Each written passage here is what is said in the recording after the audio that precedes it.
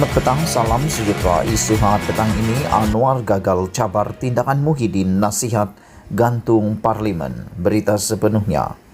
Ketua Pembangkang Datuk Seri Anwar Ibrahim dan 4 wakil rakyat gagal dalam rayuan mereka untuk mencabar tindakan Tan Sri Muhyiddin Yassin menasihati Yang di-Pertuan Agong menggantung parlimen semasa tempoh darurat.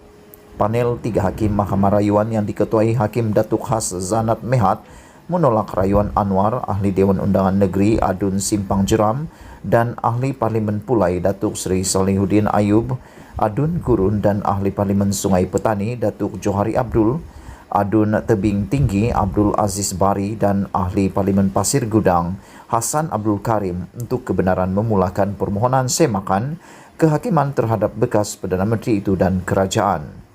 Dalam keputusan sebulat suara, Hakim Has Zanat berkata mahkamah tidak mempunyai bidang kuasa untuk melayan permohonan semakan kehakiman walaupun kebenaran diberikan kepada perayu. Ia akan dilaksanakan dengan sia-sia kerana mahkamah dilarang oleh perkara 150 dalam kurungan 8 Perlembagaan Persekutuan daripada mempersoalkan penggunaan budi bicara oleh Yang di-Pertuan Agong mengenai pengisytiharan darurat, katanya.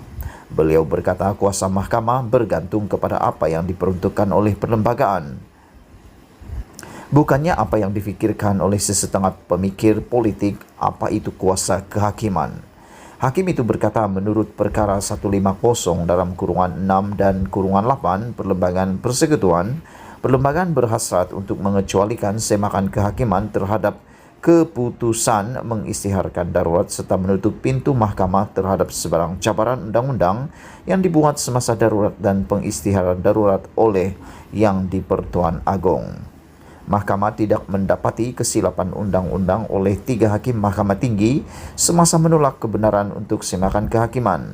Oleh itu kami menolak rayuan tanpa perintah mengenai kos, kata Hakim Has Zanat yang bersidang bersama Hakim Datuk Wazir Alam Maidin Merah dan Datuk Ahmad Zaidi Ibrahim dalam prosiding yang dijalankan secara maya.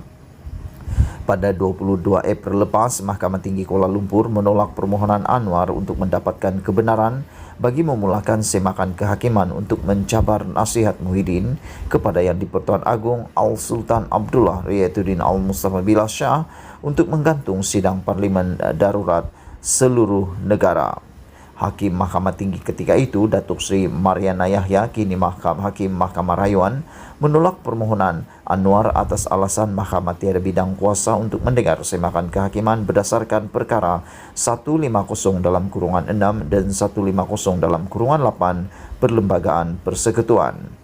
Hakim Mariana memutuskan bahawa nasihat Jemaah Menteri dan Muhyiddin kepada Al-Sultan Abdullah untuk mengisytiharkan ordinan darurat adalah tidak tertakluk kepada semakan kehakiman. Anwar yang juga Ahli Parlimen Port Dickson memfailkan permohonan kebenaran untuk memulakan semakan kehakiman pada 25 Januari lepas dengan menamakan Muhyiddin dan kerajaan masing-masing sebagai responden pertama dan kedua.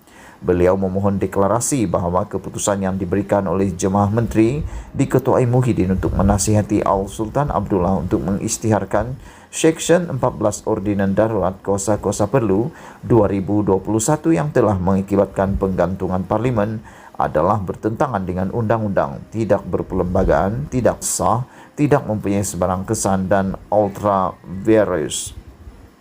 Pada 11 Mac lepas, Mahkamah Tinggi Kuala Lumpur menolak permohonan kebenaran semakan kehakiman yang dikemukakan Salihuddin, Johari dan Abdul Aziz atas perkara yang sama, manakala permohonan kebenaran Hasan ditolak Mahkamah Tinggi Johor Bahru pada 26 April lepas. Mereka juga menamakan Muhyiddin dan kerajaan sebagai responden dalam permohonan mereka. Sekian isu hangat petang ini. Jangan lupa tinggalkan komen anda, tekan butang subscribe dan kita jumpa lagi. Bye-bye.